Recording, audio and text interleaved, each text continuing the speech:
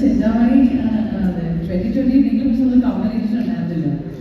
So ഒരുപാട് നാളുകൾക്ക് ശേഷം സുരേഷ് ഏട്ടനുള്ള ഒരു പ്രോഗ്രാമിൽ വരികയാണ്.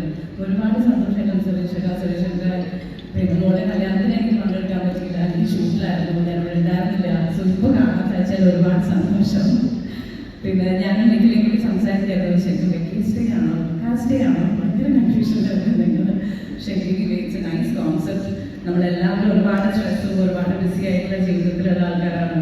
സോ ഒരു ഡബിൾ നൈൻ പാക്കേജ് എന്ന് പറയുമ്പോൾ എനിക്കൊന്ന് നമുക്ക് എല്ലാവർക്കും അഫോർഡബിൾ ആയിട്ടുള്ള ഒരു പാക്കേജാണ്, വെരി അട്രാക്റ്റീവ്.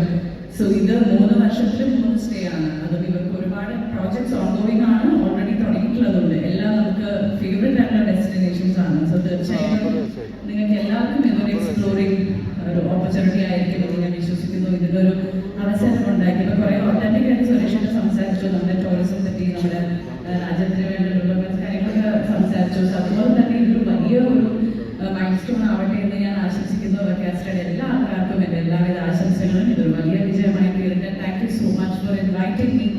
ഇവിടെ ഇങ്ങനെ ഒരു ഇവന്റിന് എനിക്ക് വരാൻ സാധിച്ചതിൽ ഒരുപാട് സന്തോഷം. Thank you so much. ഭാരതത്തിൽ കടന്ന ചിന്താമണിയിലെ നായകൻ എന്തെങ്കിലും പറയണമെന്ന്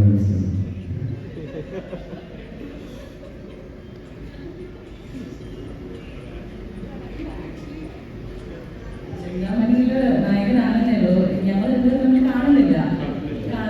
ചിന്താമണി കൊലക്കേസല്ലേ, അതെ അതെ.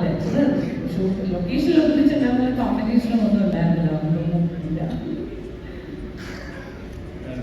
ചിന്താമണി LK എന്ന സിക്വൽ വരുമ്പോൾ ഒരു വിഷമം അതിനകത്ത് മണ്ണടിക്ക് പോയതുകൊണ്ട് ഇനിയിപ്പം ഭാവനയ്ക്ക് വരാനൊക്കത്തില്ല അല്ലേ? അല്ലെങ്കിൽ അന്നുണ്ടായിരുന്ന പക്ഷെ DNA ഒക്കെ ഒരു ചെറിയ പ്രശ്നമുണ്ട് അല്ലേ?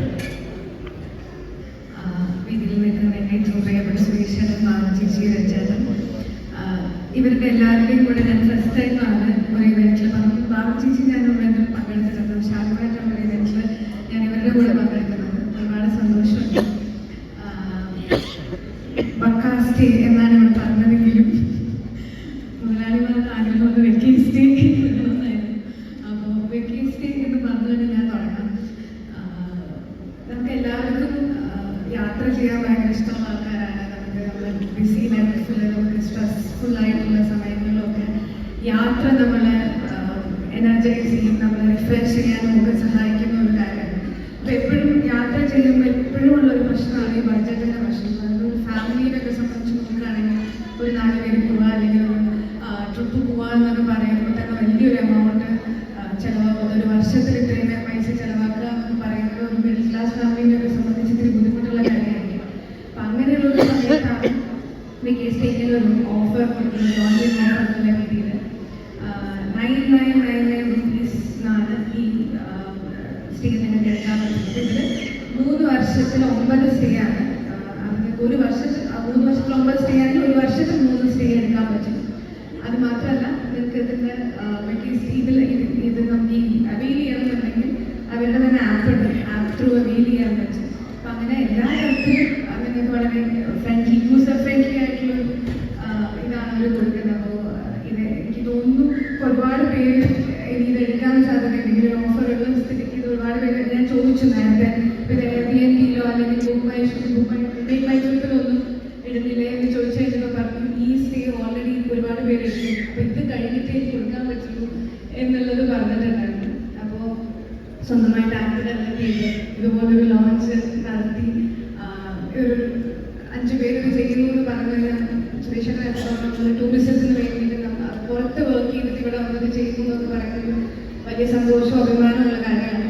അപ്പം ഇവർക്ക് എല്ലാവരുടെ ആശംസകളും നേരുന്നു.